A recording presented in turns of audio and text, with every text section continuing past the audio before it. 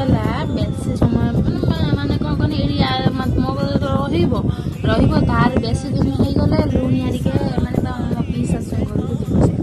ଶାଶୁ ଘରକୁ ଯିବ ଯାଇକି ବୁଲିବାଲିକି ଆସିବ। କିଛି ଦିନ ପୁଣି ବୁଲିବାଲି ସାଙ୍ଗେ ଆସିଲେ କିଛି କହିବନି।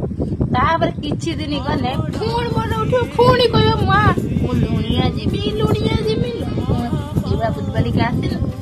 ଆଉ ତାର ହେଠି କଣ ବୁଲିତେ ଗଲେ ଏଠି ବୁଲିତେ ଗଲେ ତାକୁ କେହି କିଛି ଯାହା ଛିଞ୍ଚତ୍ର କହିବେ କେହି କିଛି କହିବେନି। ସେଇଥିପାଇଁ ବୁଲିତେ ଯିବ।